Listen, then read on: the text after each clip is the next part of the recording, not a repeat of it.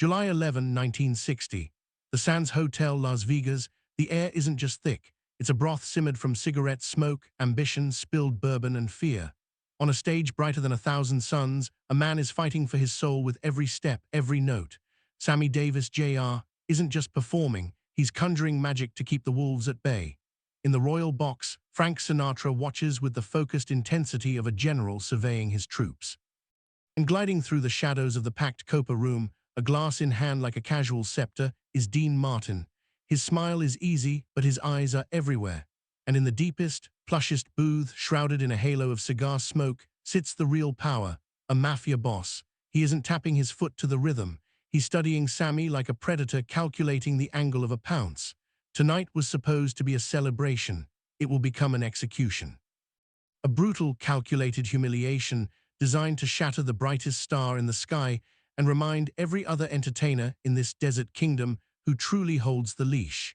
But in this high-stakes game of nerve and reputation, the mob boss made one fatal miscalculation.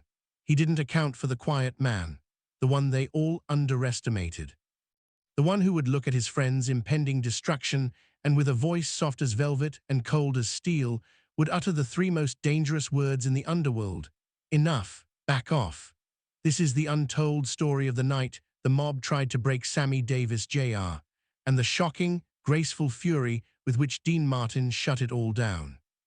To understand the earthquake of that night, you have to map the fault lines of the era. The neon glow of the Vegas Strip in 1960 was a mirage of freedom, a playground built on a foundation of hidden violence. The mob didn't just influence Las Vegas, they were its architects, its silent partners, its grim reapers. The casinos were cash registers for the underworld, and the entertainers were the dazzling magnets that drew the money in. A sold-out show meant packed gambling floors. It meant legitimacy, it meant power, and the kings of this magnetic field were the Rat Pack. Sinatra, the charismatic, volatile chairman of the board, Dean Martin, the seemingly effortless, perpetually amused crooner, and Sammy Davis Jr., the human dynamo whose talent was so blinding it threatened to eclipse the very system that showcased it. But Sammy's position was uniquely precarious. He was a black man in a world ruled by white, often deeply prejudiced, gangsters. He could perform on the grandest stage, but he couldn't stay in the hotel as a guest. He could make the owners millions, but he had to enter through the service entrance. His talent was his passport, but it was stamped with a conditional visa, forever subject to revocation by men in silk suits who saw him as property, not a person. Sammy's salvation, his fortress, was his bond with Frank and Dean. With Frank, it was a fierce tribal loyalty. Frank saw injustice and sought to bulldoze it. He was a shield, loud and proud. But with Dean, Dean was a mystery. He moved through the chaos of their lives with a detached, amused air, a highball in one hand, a cigarette in the other, a joke perpetually on his lips. People saw the act, the lovable drunk, the carefree king of cool. They missed the quiet, observant intelligence behind those heavy-lidded blue eyes. Dean watched. He saw the microaggressions, the condescending tones from network executives, the way a maitre d' might subtly steer Sammy to a different table. Dean never made a scene. He'd simply materialize, his presence alone altering the chemistry of the space.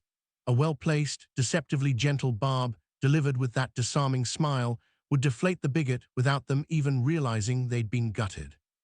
It was a language of protection spoken in a whisper, a subtle art of deflection that Sammy understood deeply.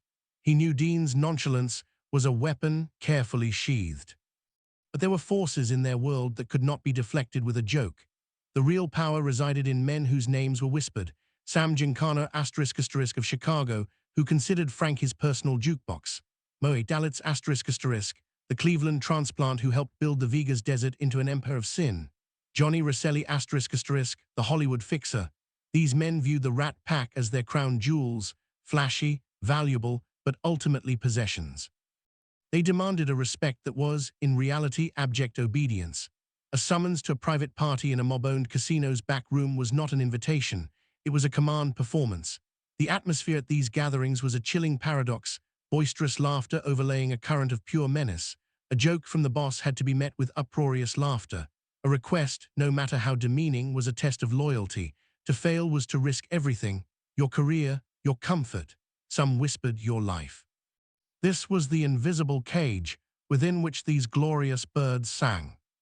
And then Sammy flew too close to the sun. His romance with and impending marriage to the beautiful Swedish actress May-Britt asterisk. It was a genuine love, but in the eyes of 1960s America, and more importantly, in the eyes of the deeply traditional, often viciously racist mob hierarchy, it was a scandal of atomic proportions. Hate mail avalanched the studios. Death threats were called into the Sands switchboard. Newspaper columnists moralized. Mob bosses saw this as more than a personal affair. They saw it as a threat to business. It drew the wrong kind of attention. FBI agents, who were constantly sniffing around the edges of their casino operations, might use the controversy as a wedge. To the old-world dons, Sammy was a talented servant who had forgotten his place. The order came down, not in a memo, but in a series of cold stares and ominous silences. He needs to be reminded. Humble him. Put him back in his box. The stage for the reminder was set at a party at the Flamingo Hotel in a private dining room known as the Vault. The guest list was a who's who of connected men and a few terrified showgirls. The Rat Pack had been invited. Frank knew it was a setup. He paced in Dean's suite at the Sands, his anger a tangible force. They're gonna make him jump Dino. They're gonna try to make him a clown for those greaseballs. Dean sat on the couch, meticulously stirring a drink, the ice cubes clinking like tiny warning bells. He didn't look at Frank. He stared out at the blinking marquee of the dunes across the street. So we go, Dean said, his voice flat. We smile, we drink their booze. Frank spun on him, and when they ask him to do some degrading bit, when they try to make him, Dean finally looked at Frank. The casualness was gone from his eyes, replaced by a calm, oceanic depth. We'll see, he said softly. We'll see what they ask. It wasn't a plan, it was a readiness. The Vault lived up to its name. It felt sealed off from the world. Soundproofed by money and menace. Plush red carpets, dark wood, the sweet, acrid scent of Cuban cigars. At the head table sat the presiding royalty. Let's call him Salvatore Sal Vittorio asterisk, a Chicago envoy with a reputation for psychological cruelty. He had a face that seemed permanently set in a disdainful half-smile. His hands, adorned with heavy gold rings, rested on the table like dormant weapons. Sammy entered, flanked by Frank and Dean. He was the picture of cool, sharp tuxedo, gleaming smile, but those who knew him could see the slight tightness around his eyes, the hyper-awareness in his stance. The greetings were performed, the air kisses, the bone-crushing handshakes. Dean played his part perfectly. He was in character, the tipsy, charming Dino. He laughed a little too loudly at Sal's jokes, clapped a friendly hand on the shoulders of stone-faced bodyguards. He made himself harmless, invisible. He was the perfect camouflage. The dinner dragged on, course after rich course, forced toasts. Then, as dessert was cleared, Sal leaned back, patting his lips with a napkin. The room's chatter dimmed. This was the moment. Sammy, Sal began, his voice a gravelly purr. We all admire you, a real performer. He let the word hang, subtly stripping it of dignity. My associate Vinny here, he gestured to a man built like a refrigerator. Vinny says you can do anything. Sing like a bird, dance like, well, you know. A ripple of knowing laughter. Sammy's smile remained a professional fixture, so he got a little wager, a friendly bet. Sal's eyes, dark and empty, locked onto Sammy's. Vinny says you're such a pro, you could make even the most ordinary thing look extraordinary. I said, nah, even Sammy has his limits. He snapped his fingers. A busboy, trembling, was pushed forward, carrying a worn janitor's broom, the bristles splayed and dirty. Sal took it, holding it like a scepter. So, the bet. I say you can't take this humble broom and give us a real show with it. A dancing partner, make it sing. He leaned forward, the gold tooth glinting. Prove me wrong, entertain us. The cruelty was surgical. It wasn't just a racist trope. It was a multi-layered assault. It reduced him to a servant. It mocked his artistry by demanding he create beauty from something meant for dirt. It placed him in a literal no-win situation. To refuse was to insult the mob, to lose the bet and show weakness. To comply was to participate in his own degradation, to become the very caricature his entire life's work fought against. Sammy stood frozen. The vibrant, electric energy that defined him was gone, replaced by a terrible, hollow stillness. He looked at the broom, then at Sal's expectant, malicious face. He glanced at Frank, who was literally shaking with rage, a volcano on the verge of eruption. One wrong move from Frank, and this could turn physically violent, with catastrophic consequences. The room was a prison. The walls were closing in. Sammy's chest felt tight. He took a small, almost imperceptible step forward, his body beginning the terrible, automatic surrender of a performer on command. His spirit was breaking in real time, and everyone saw it. And then from the periphery a sound, not a shout, not a crash, a sigh, a weary, almost bored exhalation. Ah, Saul, all heads swiveled. Dean Martin was pushing himself away from the bar, setting his glass down with a definitive asterisk click asterisk. He shook his head, a slow, sad motion, like a man disappointed by a child's poor manners. He didn't storm, he ambled. He moved into the center of the room with that rolling, relaxed gait, coming to stand beside Sammy, his back partially to the mob boss, as if Saul had suddenly become less interesting than the pattern on the carpet. He put a hand on Sammy's arm, a gentle but firm anchor, stopping his forward motion. "A broom," Dean said, not to Saul, but to the room, as if sharing a philosophical observation. "You called us over here," interrupted a perfectly good card game Frank was losing for a bit with a broom. He finally turned those blue eyes on Saul. They held no anger, just a profound, weary disdain. "See, Saul, here's what you don't get. That man there," he nodded at Sammy, his voice dropping into an intimate conversational tone that forced everyone to strain to hear. "That man is a genius, a once-in-a-lifetime talent. You know what his time is worth out on that stage? A fortune. You know what my time is worth? Slightly more." He allowed the faintest smile. "But you're a businessman, right? So let's talk business. You're asking for a custom, private command performance from the two biggest draws in Vegas. Now, I'm not an accountant, but even I know that kind of exclusive engagement, it don't come cheap." He took a step closer to Saul's table, leaning his hands on it, his face now level with the gangsters. His voice was a soft, deadly whisper that carried to every corner of the silent room. "So you want the show, you pay for the show, top dollar, contracts, up front, or you go out there like every other tourist, buy a ticket, and watch from the cheap seats with the rest of the paying customers." He paused, letting the unimaginable imagery of this powerful mob boss being equated with a tourist in a cheap seat sink in. "But you don't get to demand an encore in your backyard for free. And you especially don't get to demand my friend here debase the very thing that makes him great. That's not business, Saul. That's just poor taste." The silence that followed was absolute, suffocating. You could hear the ice melt in a distant glass. Saul's face underwent a terrifying transformation.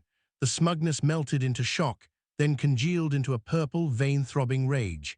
His men were statues, their hands hovering near their jackets, eyes darting between their boss and the unflappable man leaning on his table. Dean didn't move. He didn't blink. He held Saul's gaze, his expression one of mild curiosity, as if waiting for an answer to a trivial question. He had done something far more revolutionary than starting a fight. He had reframed the entire relationship. He had spoken the language of commerce to a man used to the language of fear. He had called Sammy his friend in a context that stripped the word of sentiment and made it a statement of alliance, of equal value. He had, with breathtaking audacity, put a price tag on their dignity and presented the bill. Frank saw his moment. He moved to stand just behind Dean and Sammy, a solid wall of Italian-American muscle and fame. The message was clear. This line Dean had drawn, Frank was standing on it, ready to defend it. The standoff lasted a lifetime in seconds. Saul was calculating. He could signal for bloodshed. But to whack Dean Martin and Frank Sinatra in the middle of the Flamingo, the investigation would be relentless. The heat would be unbearable. It was bad for business. Dean, the supposed lightweight, had outmaneuvered him by leveraging their very celebrity as an untouchable shield. Finally, Saul Vittorio let out a bark of laughter, so forced it sounded like a cough. "Jesus, Dino, always with the jokes. Can't a guy have a little fun?" It was a full, humiliating retreat, disguised as camaraderie. Dean's face relaxed into his familiar, easy smile. He straightened up, patting the table twice as if dusting off his hands. "Sure, Saul, fun's fun, but talent's talent. You gotta know the difference." He turned, throwing his arms around both Sammy and Frank. "Come on, fellas. I think the air in here just went bad. Let's go find some that ain't been chewed up and spit out." And together, the three of them walked out, not in a hurry, not with a storm of defiance, with the slow, deliberate swagger of men who had just won a war without firing a shot. The door swung shut, leaving behind a room boiling with impotent fury and the stark, embarrassing sight of a dirty broom leaning against an empty chair. Car ride back to the Sands was quiet. Sammy sat in the back, staring out at the neon blur, his body still trembling from the adrenaline crash. He was trying to process the seismic shift that had just occurred. Dean had not just saved him from humiliation, he had redefined the rules of engagement for all of them. Back in Dean's suite, Sammy finally found his voice. "Dean, man, I don't even know what to say. He could have had us clipped. How'd you even think to say that?" Dean was at the sidebar, pouring 3 generous glasses of amber liquid. He didn't answer immediately. He handed a glass to Sammy, another to Frank, and kept one for himself. He took a long sip, looking out at the glittering strip, his reflection serious in the dark glass. The mask was completely off now. The man revealed was weary, sharp, and deeply principled. "Because somebody had to, Pally," he said, his voice low and gravelly without its usual melodic sheen. "Frank would have put one through the ceiling and we'd be digging trenches in the desert right now. Me," he turned, and a shadow of the old smile returned. "I just spoiled their party. They wanted a show. I gave him a business negotiation. They don't know how to handle that. Throws em right off their game." He looked directly at Sammy, his eyes holding a depth of understanding that few ever witnessed. "They can't own what they can't understand, Sam. And they will never, ever understand what you do, so don't let em rent it for the price of a cheap laugh." Frank clapped a hand on Dean's shoulder, a look of pure admiration on his face. "You crazy bastard, you beautiful, crazy bastard." The fallout was not immediate violence, but a chilling, respectful distance. The mob didn't forget, but they now understood the Rat Pack, particularly the enigmatic Dean Martin, was not a simple asset to be controlled. They were a unit, a fortress. The story, of course, never made the papers. It was too dangerous, but it spread through Hollywood and Vegas like wildfire in a whisper. It became legend backstage, in green rooms, in the hushed conversations of other black performers who faced similar, if less dramatic, prejudices. It sent a message: you have allies in high places. The rules can be bent. For Sammy, his devotion to Dean became something sacred, unshakable. It was a debt paid in full every day with loyalty, with love. Years later, when Dean's world was shattered by the tragic death of his son Dean Paul in a military jet crash, it was Sammy who Dean allowed into the innermost circle of his grief. When Dean retreated from the world, a shell of his former self, it was Sammy who could sit with him in silence, understanding that some bonds are forged in fires the public never sees. Dean Martin never, ever spoke of that night publicly. He went back to being Dino, the lovable drunk on his TV show, the hitmaker, the king of cool. The act was perfected, but those in the know saw the subtle changes. In later Rat Pack footage, watch Dean's eyes when they're on Sammy. There's a protective watchfulness, a silent acknowledgement that passes between them. A reminder, I see you, I got you. His legacy, often painted as one of casual talent and luck, is deeply misunderstood. That night at the Flamingo revealed the steel core beneath the silk. It was a masterclass in courage, not the loud, explosive kind, but the quiet, intelligent, devastatingly effective kind. He used his wit as a scalpel and his fame as a shield, not for his own benefit, but to protect a brother. So the story of Dean Martin shutting down the mob boss is more than a great anecdote. It's a key to understanding the hidden architecture of old Hollywood, a world where real power played out in shadowy back rooms, where friendship was the ultimate currency, and where the strongest man in the room wasn't always the one making the most noise. Sometimes, it was the one who could silence a monster with a quiet word and a steady gaze. What other moments of unseen heroism are buried in the archives of Tinseltown? What other giants stood against the darkness when the cameras were off? The file on Dean Martin and Sammy Davis Jr. is closed, but the cabinet is full. This story is just one page. Stick with us. Subscribe, because in the next episode of Hollywood Untold Files *, we delve into a secret so explosive, it rewrites the history of a golden age icon. A secret kept for decades, now revealed for the first time. You won't want to miss what we found.